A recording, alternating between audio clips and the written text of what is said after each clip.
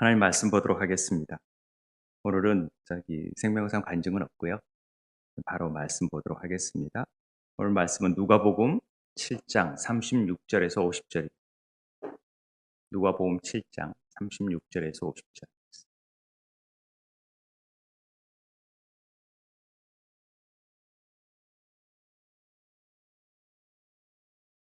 제가 있는 성경은 신약 102쪽입니다. 36절에서 50절 교독하도록 하겠습니다. 제가 먼저 읽을게요. 한 바리새인이 예수께 자기와 함께 잡수시기를 청하니 이에 바리새인의 집에 들어가 앉으셨을 때에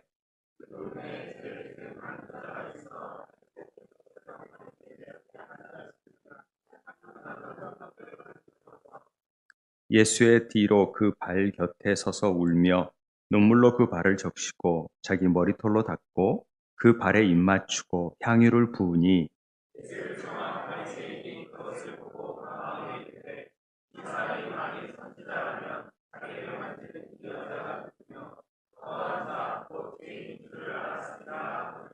예수께서 대답하여 이르시되 시몬아 내가 내게 이를 말이 있다 하시니 그가 이르되 선생님 말씀하소서.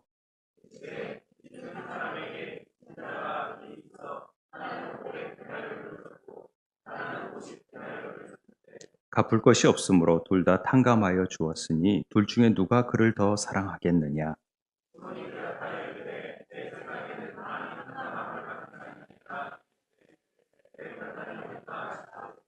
그 여자를 돌아보시며 시몬에게 이르시되 이 여자를 보느냐. 내가 내 집에 들어올 때 너는 내게 발 씻은 물을 주지 아니하였을 때 이 여자는 눈물로 내 발을 적시고 그 머리털로 닦았으며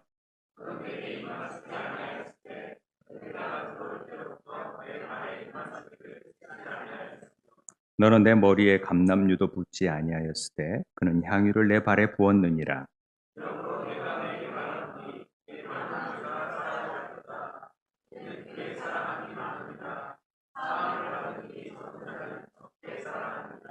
이에 여자에게 이르시되 내 죄사함을 받았느니라 하시니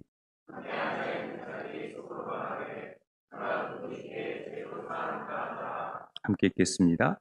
여자께서 여자에게 이르시되 내 믿음이 너를 구원하였으니 평안히 가라 하시니라. 아멘. 할렐루야. 우리가 하나님 나라 절기 10주간 하나님 나라 절기에 해당이 돼서 특별히 이제 5번째 주일을 보내고 있는데요. 지난주에 우리가 하나님 나라의 삶 가운데 삭개오라는 죄인이며 세리장이었던 삭개오를 통하여서 하나님 안에 귀한 끌림이 있을 때 그 끌림에 대해서 어떻게 반응하는가. 그래서 정말 앞으로 달려가서 자기가 키가 작고 많은 사람이 있은 것을 뛰어넘는, 그래서 나무에 올라가서 주님을 보고자 했던 그 열망들을 통하여 그가 어떻게 구원받은지, 하나님 나라가 어떻게 임하는지에 대해서 우리가 살펴보았습니다. 자신의 한계와 장애를 뛰어넘는 삭개오의 그 반응, 그리고 그 변화의 삶을 통하여서 하나님 나라가 우리에게 이렇게 놀랍게 다가온다라는 사실을 우리는 배우게 되었지요. 우리가 이제 죄인이었던 한 남자 세리의 모습을 통하여서 하나님 나라가 임하는 모습을 봤다면, 오늘은 한 여인을 통해서, 죄인인 여인을 통해서, 그러니까 한 남성의 대표자로 삭개오가 등장을 했고, 한 여인의 대표자로, 한 여성의 대표자로 여인이 등장하게 되는데, 이름이 나와 있지 않으니까 그 여인을 통하여서 하나님 나라가 어떻게 우리 삶께 임하고 구원이 임하는지에 대해서 살펴보고자 합니다. 오늘 사건은요, 누가복음에만 기록되어 있습니다. 향유를 부은 사건은 사실 사복음서에 다 기록된 사건입니다만은, 왜 누가복음에만 이 사건이 기록되었다고 하는 이유는, 다른 복음서들은 비교적 예수님 사역의 말기에 이루어진 일로 보고, 이 사역 중간에 이루어진 일이 누가복음에 있던 향유 부은 사건이라 해서 같은 사건이 아니라 굉장히 다른 사건으로, 그래서 공생의 가운데 향유를 부은 사건을 두 번으로 보는 것이 일반적인 학자들의 견해입니다. 그래서 오늘 누가복음을 통해서 주시는 하나님의 그 음성을 듣고자 합니다.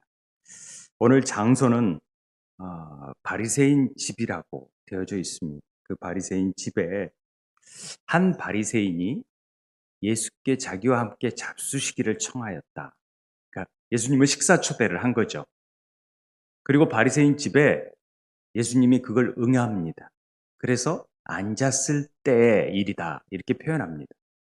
복음서에서 하나님의 때라는 말이 나오면은 우리가 연극을 볼 때 새로운 장면이 바뀌어졌다, 막을 치고 다시 막이 열려지는 것처럼 그 때라는 말 자체는 항상 새로운 일들이 이루어진다라는 것을 우리에게 가르쳐주는 팁이거든요. 그렇기 때문에 앉았을 때에 지금 어떤 사건이 벌어졌다라는 것이죠. 우리가 바리새인 하면은 굉장히 거부감을 느끼죠. 막 예수님이 독사의 자식들아 막 그러면서 외식하는 자들아 막 이러니까 바리새인은 좀 안 좋은 이미지로 우리가 알고 있습니다만은 바리새인은 사실 굉장히 그 당시에 존경받는 사람들 중에 하나였습니다. 바리새라는 말이 구별되었다라는 뜻인데 그들은 율법에 있어서 굉장히 엄격하게 그 율법을 지켜냈던 사람들이고 율법에 정통한 사람들이었습니다. 다만 흠이 있다면은 그들이 그 율법을 너무나 까다롭게 적용하므로 남들도 비난하고 그 율법을 어긴 사람들에게 대해서 굉장히 엄하게 무시하고 질책했다라는데 어떤 문제점이 있던 것이었죠. 그런데 어, 신앙은 굉장히 좋았다, 존경받은 사람들이었다 이런 사실을 우리는 꼭 가지고 가야 됩니다. 근데 한 바리새인이 지금 어, 세리와 죄인의 친구라는 별명까지 얻었던 예수님을 초대하기 시작했습니다. 이건 굉장히 획기적인 일이죠. 바리새인이 예수님을 초대했다?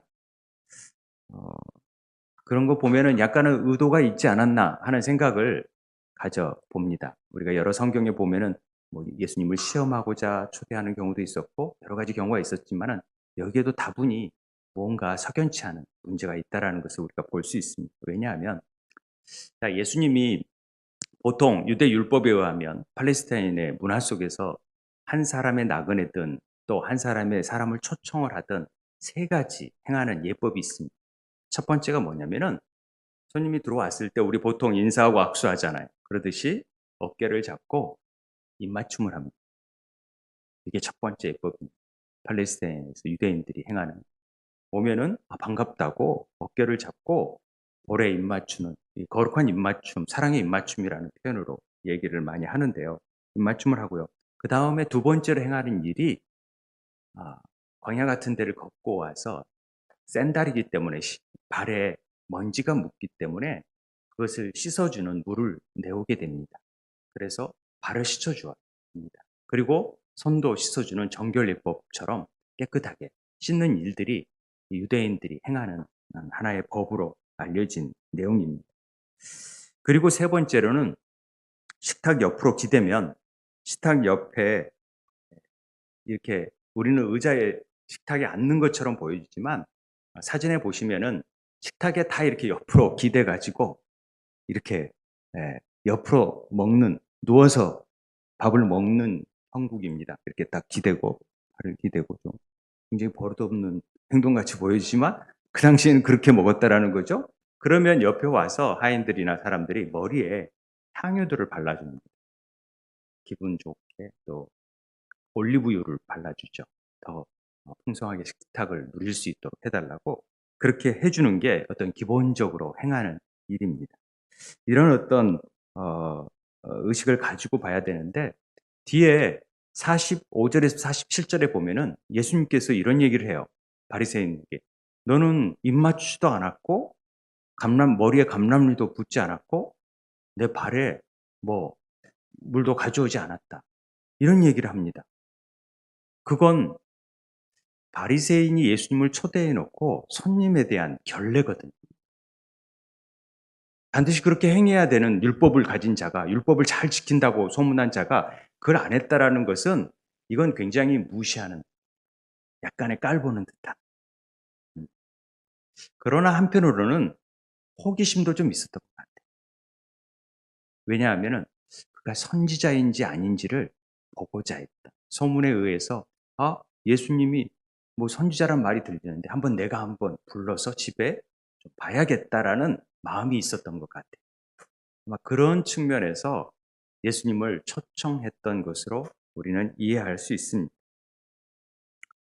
어쨌든 이런 의도를 알고 있지만은 예수님이 그 초대에 응했다라는 것은 뭔가 이 초대를 통하여서 우리에게 알리고 싶은 메시지가 있었기 때문이라고 우리는 알 수 있습니다.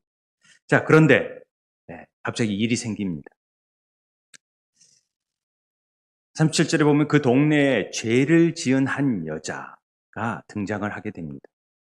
그래서 예수님께서 바리새인 집에 앉아 계신 걸 알고 향유를 담은 옥합을 가지고 왔다라는 내용이 거기에 포함되어 있습니다.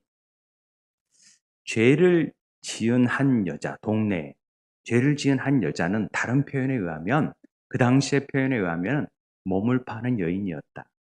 이런 사람을 우리는 죄인으로 보고 또 민족의 등골을 빼먹는 사람을 세리를 죄인으로 보잖아요. 그것처럼 어, 몸을 파는 여인으로 인식을 하는 것이 무리가 없어 보입니다. 그래서 혹자들은 이 여인이 막달라 마리아였을 것이라고 추측하는 사람들도 있습니다. 그러나 또 다른 여인이다라고 생각하는 사람들이 더 많은 것 같아요. 뭐 막달라 여인이든 어쩌든지 우리는 그게 중요한 게 아니니까 어찌됐든 이런 문화 속에서 여인이 지금 이걸 가지고 예수님이 앉아 계심을 가지고 왔다라는 거죠. 이게 또 팔레스타인 문화 가운데 우리가 알아둬야 될 부분이 뭐냐면 손님을 초청하는 일들이 특히 랍비나 또 모든 사람들을 초청했을 때 식탁 먹으면서 질문도 하고 대화를 나누거든요. 이게 뭐 유대인들의 늘 습관입니다. 말씀을 가지고 구약의 내용을 가지고 서로 나누고 막 이런 게 습관이 되어 있는데 그걸 밖에 있는 사람들, 지나가는 사람들도 관심 있는 사람은 와서 들을 수가 있었어요. 그리고 질문할 수가 있었어요. 그만큼 그런 문화가 팽배해 있었던 것이죠. 1세기 유대인의 문화를 보면. 그렇기 때문에 한 여인이 들어와서 뭐 얘기를 듣고 질문할 수 있는 문화가 되어져 있다라는 것도 염두에 두셨으면은 이 본문을 이해하는데 큰 문제가 없을 거라고 생각을 합니다. 그런데 이 여인에게 있어서는 어, 바리새인 집에 들어간다 이렇게 생각하는 것 자체가 예수님이 거기에 있는 걸 알고 복합을 가지고 가서 그 바리새인 집을 간다라는 마음을 갖는 것 자체가 쉬운 일은 아닙니다. 왜냐하면요, 그 당시에 바리새인 집이 동편에 있다면 죄인들의 집들은 다 서편에 있었어요. 이게 구별될 수 있도록 멀리 떨어져 있었던 것이죠. 그런 만큼 가까이 하기를 꺼려 했었어요. 그런데 그런 죄인들이 집에 들어온다? 그건 용납을 하지 못하는 거예요. 부정하게 보는 거죠. 그렇기 때문에 그 죄인인 여자가 문둥병자도 마찬가지지만 바리새인 집을 들어간다? 이건 보통 용기가 아니라는 것이죠. 이 부분을 알고 있어야 됩니다. 그래서 이건 봉변을 당할 수도 있고 쫓겨날 수도 있는 문제이기 때문에 이게 마음만 가지고는 될 일이 아니라는 것을 알아야 되는데 이 여인은 무언가 예수님께 알게 알지 못한 내부에서 끌림이 있었다는 강력한 끌림이 그 문화의 한계와 자신의 한계를 뛰어넘을 수 있는 뭔가 자석 같은 강력한 끌림이 있었기에 그는 예수님을 만나고 싶어 했다라는 것을 우리는 볼 수 있습니다. 아마 이 여인은 뒤의 내용을 보면은 예전에 예수님을 만난 적이 있었던 사람으로 여겨집니다. 어떤 죄사함의 경험, 사랑의 빛을 비추어졌던 경험이 있었는데 그 경험을 잊지를 못하는 거죠. 자기 같은 자에게 따뜻한 위로의 손길을 펼쳐 보였던 지금까지 만났던 수많은 남자들을 봤지만은 전혀 그런 남자들과는 차원이 다른 어떤 따뜻함을 느꼈던 그 부분이 있었기에 아마도 추측해 보고 있는데 예수님을 꼭 만나고 싶고 또 자기의 귀하게 여겼던 향유를 담은 옥합을 가지고 갔던 것으로 우리는 이해해 볼 수 있는 것입니다. 어, 간단하게 '아 같구나.' 이렇게 생각하는 데서는 안 된다라는 거죠. 왜냐하면 너무 그게 어려운 일이니까 그 집에. 그런데 어 이 여인은 이미 예수님께 그 죄 사함도 받았다라는 것을 알 수 있습니다. 뒤에 죄 사함을 더 많이 받은 자가 더 사랑한다라는 표현을 보면은 이 여인을 통해서 하나님이 행하신 일들이 있다라는 걸 알 수 있죠. 그 죄 사함의 경험을 가지고 지금 예수님께 나왔던 것을 알 수 있습니다. 분명한 것은 이 여성으로 대표되는 이 여성은 매우 상처받기 쉬운 또 약점을 가지고 있었던 자였다라는 것이죠.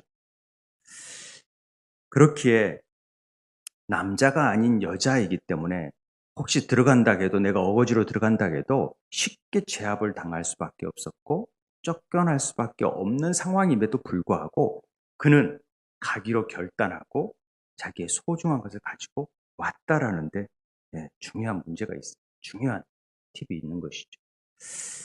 우리에게는 때론 어떤 주님께 믿다가 어떤 성령의 은혜를 받고 충만한 은혜를 받고 또 더 하나님을 알고 싶은 욕망 속에서 나아갈 때가 있습니다. 그럴 때 우리에게 예, 부족한 부분들이 있다라는 것을 쉽게 발견합니다. 아, 나 같은 자가 뭐 거기까지 가야 될까? 내가 또 그런 은혜가 있을까? 또 한편으로는 내 자신의 결핍이 있잖아요. 내가 연약한 부분들이 있다라는 것을 많이 느끼는 거죠. 많은 사람들에게는 그런 결핍이 있어요. 그렇기 때문에 그 결핍이 나는 그런 결핍이 없어라고 생각합니다만은 우리 안에는 그런 외적인 결핍도 있지만 내적인 결핍이 있기 때문에 주님을 만나고 싶어 하는 부분도 있고 또 한편으로는 꺼리고 싶어 하는 부분도 있다라는 사실을 우리는 알아둘 필요가 있습니다. 죄 많은 여인의 삶 속에서 그는 늘 결핍 속에서 살아갔던 자입니다. 다른 사람들이 무시했고 또 그러면은 낮아질 수밖에 없는 존재였었고 상처받은 자였고 그런데 사람들에게는 이런 결핍이 있습니다. 돈이 많고 권력을 가졌다고 이런 결핍이 없을까요? 그렇게 보일 뿐입니다. 그러나 영혼의 결핍이 느껴지기 시작하면 이거 걷잡을 수 없거든요. 그래서 그런 자들이 자살도 하고 생을 포기하기도 하는 것입니다. 이 영혼에 대한 결핍, 이게 참 중요하죠. 그런데 그런 결핍이 꼭 나쁜 건 아니라는 것이죠. 그런 결핍이 있기에 우리가 그것을 치유하고 회복하고자 하는 열망도 있는 것이죠. 그래서 그 결핍이 있기에 주님의 빛을 발견하고 만난다면 그 결핍은 오히려 복이 되어질 수 있다는 것입니다.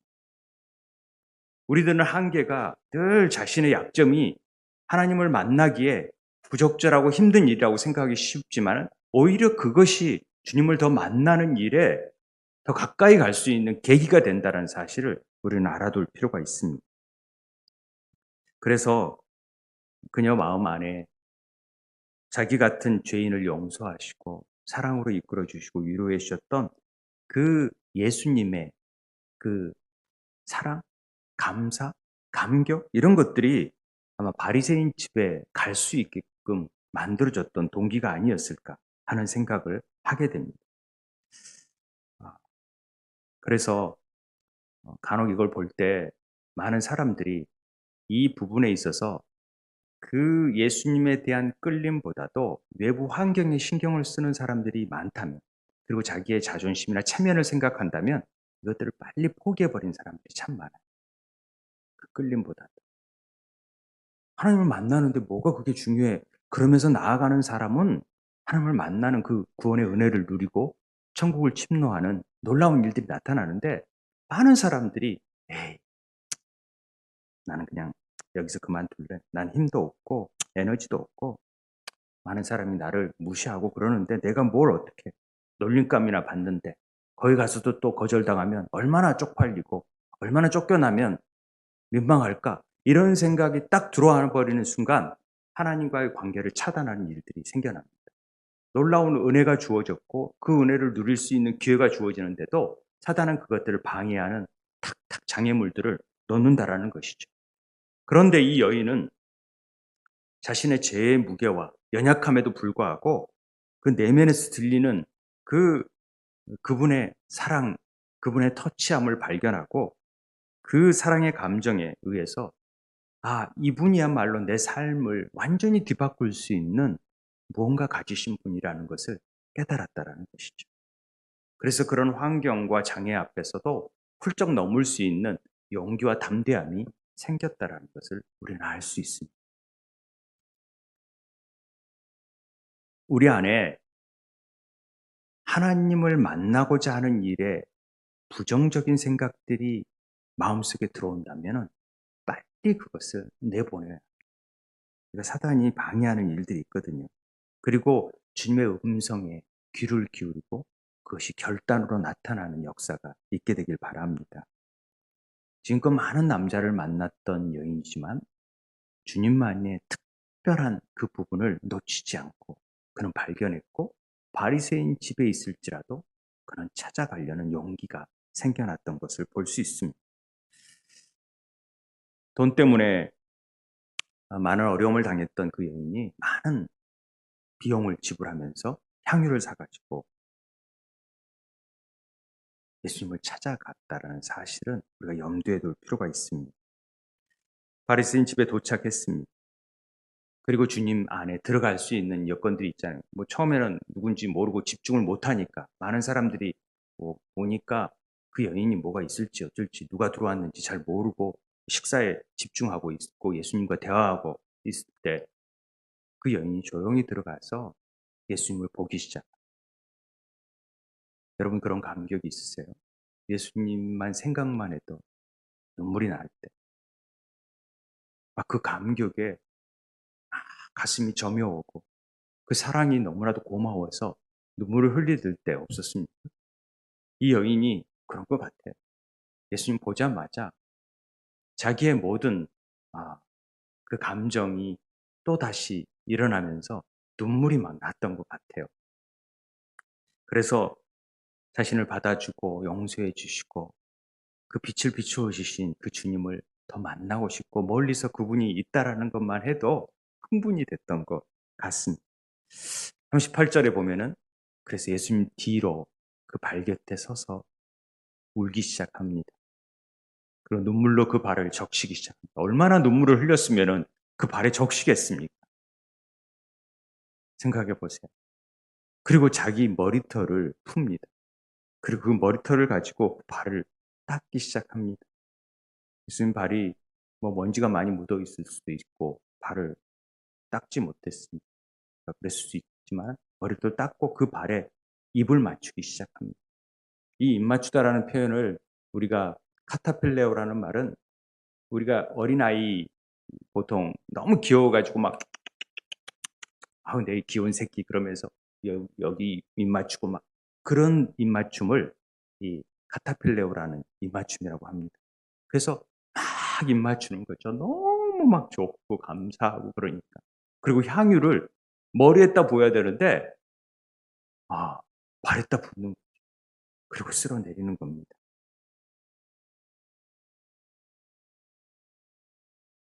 너무나 놀라운 일이죠. 이 모습이 그 여인의 모습과 다른 사람의 눈에 보였을 때 어떻게 보였을까를 생각해 보세요.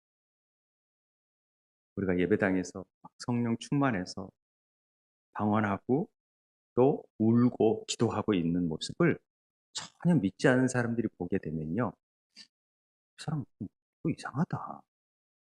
왜 저러고 있지? 이상한 말도 하고 있고 그렇게 보여질 수 있거든요. 지금 여인이 하고 있는 내용 자체가 이 바리새인 눈이나 다른 사람 눈으로 볼 때는 저, 저 여인 뭐야 몸 파는 여인 아니야? 그런데 저 와서 저거 지금 뭐 하는 거지? 저 짓이 무슨 짓이지? 정말 이런 얘기를 하지 않았을까요? 그러면서 야 저건 뭐 이렇게 머리를 푼다. 그것은 그 당시에 민수기에 보면은 부정한 여인이라고 할 수 있죠. 민수기에 나오죠. 여인들을 여호와 앞에 세우고 그의 머리를 풀게 하고 기억이 나는 소제물을 하는 것은 부정한 여인들에게 머리 풀게 하거든요. 그 당시. 그러면 머리를 풀고 지금 머리로 이렇게 쓰는 것을 보는 순간, 와, 저, 저 정말 추한 여인이고 부정한 여인이 지금 예수님에게 가가지고 저런 일들을 한단 말이야? 그리고 막 입 맞추고 있단 말이야? 저런 몹쓸 짓을 하고 있단 말이야? 이렇게 보여줄 수도 있다라는 것이죠. 눈살을 아마 찌푸렸을 것 같아요. 어떤 그 여인의 그 감정과는 전혀 다르게 보는 측면에 있어서, 아, 저게 뭐야? 빨리 쫓아내지. 저거 지금 뭐 하는 짓이지? 막 이렇게 보여줬을 거라는 생각이 듭니다. 그리고 향유를 머리에 부어야 되는데 발에 붓잖아요. 왜 발에 붓나요? 그것은 주님께 받은 사랑이 너무나도 크고 놀라운데 그것을 머리에 부을 정도의 값비싼 향유도 아니고 자신의 가지고 있는 것들이 너무 초라하니까 머리에 붓기보다도 발에 부을 수밖에 없는 그런 마음이었을 거라고 우리가 추측해 보는 것이죠. 감히 어떻게 예수님 머리에 내가 그 감람유를 부을 수 있을까? 그러면서 그는 발에 붓기 시작합니다. 이건 정말 진지하고 진정한 회개와 자기 안에 진솔한 모습을 통하여서 마음껏 자기를 나타내고 그 사랑을 표현하고 싶어 했던 여인의 모습을 우리는 발견해 볼 수가 있었습니다. 근데 이 표현이요, 이 모습이 마치 시편 23편에 보면은, 제가 안 적었군요. 시편 23편에 보면은 이런 얘기가 나옵니다. 사망의 음침한 골짜기를 지나는 여인이 나타나요. 그런데 그 여인에게 주님의 원수의 목전 앞에서 잔치를 베푸시는 모양으로 보여졌다는 그 모습이. 이 상상이 그려지나요? 머리에 기름을 발라주시는 것. 누가요? 주님. 자, 보세요. 그는 주님을 위해서 향유를 부으려고 하다가 발에 부었잖아요. 그런데 머리를 풀어서 이 기름을 쓸어내리니까, 향유를 쓸어내리니까 누구 머리에 기름이 부어진 꼴이 되잖아요. 부어진 꼴이 됩니까? 여인의 머리에 그 기름이 발라지는 격이 되는 거예요. 예수님께 사랑과 감사의 표시로, 존경의 표시로, 절대 순종의 표시로 그 앞에 무릎 꿇고 그 머리를 풀고 그 머리를 통하여서 향유를 이렇게 발라냈던 모습이 결국 자신의 머리에 그 즐거움의 기름을 붓는 격이 되어졌다는 것이죠. 부정한 여인이지만 그 부정한 자를 통하여 또 발 앞에 나왔다라는 것은 절대 복종의 의미를 표시하는 거거든요. 발 앞에 엎드린다라는 것은. 그래서 이 여인의 그 감사와 사랑의 모든 것들을 거기에 담아서 쏟아내는 거죠. 이건요, 마치 예수님께서 아버지 말씀에 순종해서 자신의 모든 세상의 부정함들을 다 품에 안고 부정한 자의 모습으로 십자가를 지는 그런 예수님의 모습을 미리 보여주는 한편의 그림으로 볼 수 있는 것이죠. 그러나 시몬과 많은 사람들은 경악할 수밖에 없었습니다. 야, 저게 뭔 짓이야? 그 표현을 누가는 자세히 기록하고 있습니다. 예수를 청한 바리새인이 그것을 보고 마음에 이르되 이 사람이 만일 선지자라면 자기를 만지는 이 여자가 누구며 어떠한 자 곧 죄인인 줄을 알았으리라 하거늘 이렇게 되어 있죠. 바리새인은 그가 선지자인지 모를 거라는 생각으로 한번 초청을 했는데 선지자라면 그런 더러운 여인, 죄 많은 여인이 와서 그런 일을 행하는 것에 제지를 하고 아, 너는 죄 많은 여인이니까 나가라고 했을 거라는 거죠. 그렇게 판단을 내리는 거죠. 그래서 이런 말을 하는 것을 볼 수 있습니다. 여러분 여기에서 창이 대비된다라는 것을 보셔야 돼요. 대비되는 점. 바리새인이라고 율법을 알고 있고 율법의 핵심은 사랑인데 그걸 알고 있는 자가 지금 아, 이 사람은 선지자가 아니구나 라고 판단하잖아요. 그런데 이 여인은 그분이 선지자보다 더 귀한 분이라는 걸 알고 있어요. 그분이 나를 변화시킬 메시아라는 것을 깨닫고 있는 거죠. 그래서 그분 앞에 온 마음을 다해서 쏟아놓고 있는데 바리새인은 그걸 판단하고 있다라는 것입니다. 율법의 핵심인 율법을 잘 안다고 하는 그것이 하나님 사랑이고 이웃 사랑인데도 그 사랑을 알지 못하는 이게 굉장히 아이러니 아닙니까? 예수님은 시몬이 이 바리새인 시몬이 이 여자가 하고 있는 일의 뒤에 숨겨져 있는 하나님의 그 놀라운 신비를 전혀 이해하지 못했다라는 것을 아는 거죠. 이 신비는 모든 세대, 모든 사람들에게 동일하게 적용됩니다. 이게 구원의 신비. 그것을 반응하고 나타나는 사람들에게 주어질 수 있는 일이죠. 바리새인은 스스로 판단하고 저 사람이 예언자고 존경만한 사람인지 시험하려고 초대를 했는데 보니까 영 아니네. 별 볼 일 없네. 이렇게 여겼던 것이죠. 시몬의 마음을 알아챈 예수님이 이렇게 시몬에게 얘기합니다. 굉장히 따뜻하게 얘기하겠죠. 시몬아, 내가 내게 이를 말이 있다 하시니 그가 이르되 선생님 말씀하셨소. 랍비 말씀하셨소. 이렇게 얘기를 합니다. 시몬에게 이 놀라운 신비를 알려주고 싶은 거예요. 저는 여인에게만 사랑을 베푼 게 아니라 똑같은 바리새인들에게도 예수님이 사랑을 알려주고 싶은 것 같아요. 그래서 바리새인조차의 초대에도 응했던 것 같아요. 누구에게나 똑같잖아요. 죄인들의 친구만 아니라 바리새인도 구원받아야 될 필요가 있기 때문에 그렇죠.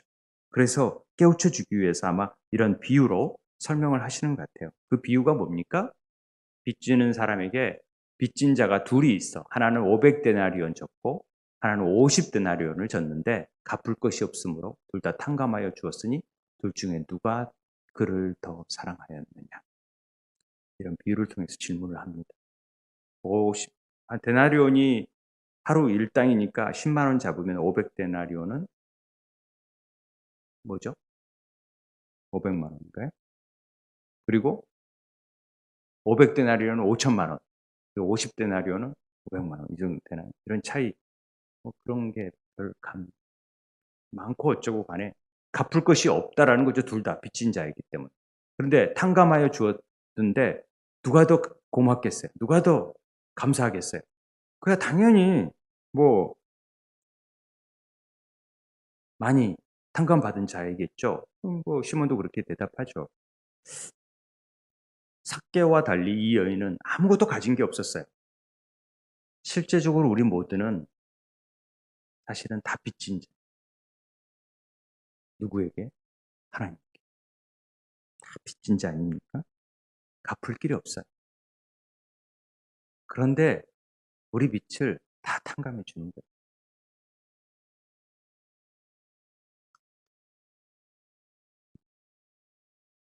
그걸 아는 자이기 때문에 그는 이런 부분에 대한 너무 고마운 감사를 자신이 할 수 있는 한 다 해보는 거죠.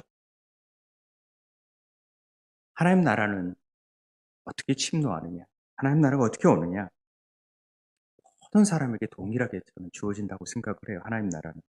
삭개와 같은 부자이든 이런 이름 없는 여인이든 상황이 어떠하든 관계없이 하나님은 우리에게 동일하게 준 게 있어요. 그게 뭐냐면 사랑이. 그건 나는 없다 말하지 마세요. 하나님이 다 동일하게 우리에게 사랑의 마음을 주셨어요. 우리 하나님께 빚진 자, 그 사랑을 다 주신 거죠. 그런데 누가 더, 둘 다 탕감하여 줬는데 둘 중에 누가 더 사랑하느냐? 이 여인은 그 사랑을 알았기에 자신이 가진 것들, 자신이 줄 수 있는 그 모든 사랑을 내어줘서 줬고, 바리새인은 그냥 판단하는 것이죠. 이게 굉장한 차이라는 거죠.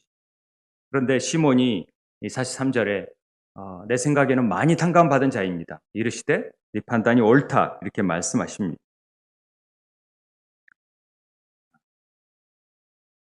너는 이 여자를 판단하고 비판했지만 편견을 가지고 보았지만 그녀가 한 일은 내 집에 있는 그 누구보다도 더 나를 사랑하는 모습으로 나타났다. 이렇게 얘기하는 것입니다. 47절에 이런 얘기를 합니다. 이러므로 내가 내게 말하노니 그의 많은 죄가 사하여졌도다. 이는 그의 사랑함이 많음이라. 사함을 받는 일이 적은 자는 적게 사랑하느니라. 이 사함 받는 일은 완전히 법적으로 용서해 주는 일이에요. 그러니까 하나님의 관계가 완전히 회복되어져 버리는 일이죠. 해방시켜 주는 일이. 그래서 하나님이 이 여인도 사랑하시지만 사실 시몬도 사랑하신다라는 거죠. 그래서 그 가르침을 통하여서 이 비유를 통하여서 가르쳐 주고 싶은 것이 있었습니다. 그게 뭐냐면 예수님이 말씀하신 용서는 그분이 그녀 마음에 넣어주신 것을 그대로 받고 따랐을 때 이루어지는 것이. 우리가 재단하지 말고 판단하지 말고 그냥 받은 사랑에 감격하고 감사하고 있는 그대로를 내어줄 줄 알아야 된다라는 거죠. 결과적으로 우리가 하나님으로부터 받은 용서의 사랑을 더 깊이 깨달으면 깨달을수록 우리는 하나님을 더욱더 사랑하게 될 수밖에 없다라는 것입니다.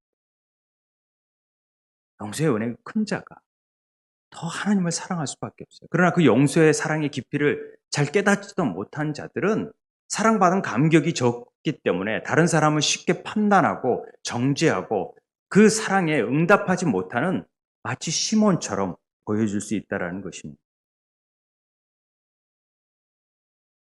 우리는 그렇습니다. 이 여인처럼 내가 어떻게 바리새인 집에 가서 그 예수님을 만날 수 있겠어? 나는 내 모든 죄가 너무 많아. 죄인 같아. 하지만 내가 할 수 있는 게 하나가 있다는 걸 알죠. 그게 뭐예요? 내가 사랑을 담아, 내가 할 수 있는 사랑을 다 담아서 그분께 마음껏 표현하는 것. 그것은 어떤 환경이나 문화나 여건이나 이런 것들을 다 뛰어넘는 사랑이라는 거죠. 그랬을 때 그를 통하여 하나님이 죄사함, 용서함이 이루어진다는 것을 우리에게 가르쳐 줍니다. 그 여자에게 이르되 내 죄사함을 받았느니라. 내 믿음이 너를 구원하였으니 평안히 가라. 이런 놀라운 일이 나타나는 거죠. 우리의 반응과 우리의 믿음이 삭개오의 믿음 또 이 여인의 믿음을 통하여서 우리의 반응이 어떻게 나타나야 되는지를 그래야 하나님 나라가 어떻게 이루어지는 것을 우리에게 분명하게 가르쳐 주는 것입니다. 그녀와 하나님의 관계, 자신과의 관계, 또한 그녀가 행한 사랑의 행함이 존귀함에 대해서 예수님의 증언으로 말미암아 주변 사람들의 관계 안에서도 회복되어지는 것을 우리는 볼 수가 있습니다. 이게 막달라 마리아였더라면 아마 예수님이 십자가까지 갔고 부활의 첫 증인으로 막달라 마리아를 보게 되잖아요. 그런 관계가 회복되어지는 것을 볼 수 있습니다. 이게 하나님의 의입니다. 이런 관계의 회복이 하나님 의롭습니다. 라고 말할 수 있는 말이 되어지는 것이죠. 하나님 나라가 가까이 왔고 여인과 같은 죄 많은 사람이라도 천국을 침노할 수 있습니다. 여러분 믿으십니까? 오히려 결핍이, 나의 환경이, 나의 가난함이, 나의 병듦이 오히려 주님을 더 만날 수 있는 계기가 될 수 있다는 사실, 그게 핑곗거리가 아니라는 사실을 우리가 좀 알았으면 좋겠습니다. 죄가 많은 곳에 은혜가 넘치게 되어 있습니다. 우리를 방해하는 요소들이 참 많아요. 예수를 믿는데 체면 때문에, 이거 부끄러워서, 또 수치 때문에, 두려움 때문에 우리를 방해하는 것들이 참 많습니다. 그러나 과감히 나에 있는 것들을 하나님 앞에 드리고 내 사랑을 고백할 그 장애를 넘어서는 하나님의 놀라운 구원의 빛이 우리 안에 들어오게 되고 하나님과의 관계 안에서 자유함을 누릴 수 있는 삶이 되어진다는, 그것이 우리가 천국의 삶을 이 땅에서도 누리게 되어진다는 사실을 오늘 한 여인을 통하여서 가르쳐주는 교훈이 되어질 수 있습니다. 여러분은 오늘 이 말씀을 통하여서 내가 바리새인 시몬과 같은 모습이 내 안에 있는가, 아니면 내가 이 여인과 같은 마음이 있는가를 한번 점검해 봤으면 좋겠습니다. 이게 참 어려운 부분이거든요. 우리 삶 속에서 참 물질은 별 볼 일 없어요. 그런데 그 물질조차도, 물질이 있는 곳에 마음이 있으니까 물질조차도 내어놓지 못하는 부분들이 우리 삶 속에 너무 많거든요. 그거 아까워하고 힘들어하고, 우리가 받은 구원의 은혜가 잘 모르니까, 그 감격을 모르니까, 에이, 그건 뭐 다 받는 건데, 뭐. 이게 아니라, 나를 향한 하나님의 사랑이 뭔지를 알아서 내 삶을 전체를 드릴 수 있는 삶이 되어져야 된다는 거죠. 추석 연휴에 제가 운전을 하고 오면서 뭐 졸고 뒤에서 졸고 있고 그러니까 제가 이제 이어폰을 끼고 그 유튜브에서 제가 설교를 듣다가 그 조한교회 주승주 목사님 설교를 제가 들었어요. 설교를 듣는데 예화 하나를 얘기하더라고요. 그 예화가 너무 이렇게 저랑 친밀히 아는 분이어서 다가왔는데 그게 뭐였냐면 어떤 예화였냐면 자기가 신일고등학교를 나왔대요. 주승주 교수님이 신일고등학교 나왔는데 신일고 교목이었던 목사님을 제가 참 존경하는데 지금 돌아가셨대요. 근데 그분이 목회를 하는 거에서 그런 얘기를 들었대요. 교회 재정이나 뭐 건축을 하는데 어떤 한 집사님이 굉장히 사업을 하고 있어서 좀 부유해서 자기가 그 당시에 1,000만 원 돈을 헌금을 좀 해달라고 부탁을 드렸대요. 그런데 나중에 부목사를 통해서 알고 보니까 굉장히 사업이 힘들고 어려운 과정이라는 것을 알게 됐대요. 그래서 생각을 못하고 있었는데 그분이 가서 기도를 하고 있다가 오셔가지고 1,000만 원을 가지고 왔더래요. 그래서 아니 저는 제가 굉장히 사업이 잘 되고 그런 줄 알고 이렇게 부탁을 했는데 그러지 못한다는 걸 알고 있는데 어떻게 이걸 가져왔습니까? 그랬더니 그분이 하는 말이 내가 내 자녀들을 키우면서 어, 장가도 보내고 집도 보내고 또 학교 가르치기 위해서 학비도 마련하고 그랬는데 그런 거 위해서도 내가 대출을 받고 빌리기도 했는데 어떻게 하나님을 위해서 쓰는 일에 내가 그거 대출 못 받겠냐고 해서 대출을 받아서 왔다라는 거죠. 그 말을 듣고 굉장히 나보다도 훨씬 더 목회자보다도 훨씬 믿음이 좋으신 분이 있구나. 그런 감격과 사랑이 있는 분들이 있구나라는 얘기를 해주셨는데 사실 이제 그 주인공을 제가 알죠. 수유제일교에서 어떤 분이라는. 그래서 되게 가슴이 뭉클했고 그 얘기를 아내와 나누었는데 우리 삶 속에서 받은 은혜가 크면 클수록 헌금하자는 얘기가 아니라 우리가 받은 것들을 함께 나누고 또 베푸는 일에 우리는 되게 인색해요. 왜냐하면 그 받은 용서가 적기 때문에. 그래서 우리가 그 사랑을 좀 더 깊게 받았으면 좋겠다는 거죠. 그러면 하나님이 뭘 안 치우겠습니까? 뭘 안 주시겠습니까? 더 많은 걸 주고 싶은데. 그런데 우리가 그 사랑을 모른다라는 데 문제가 있는 거죠.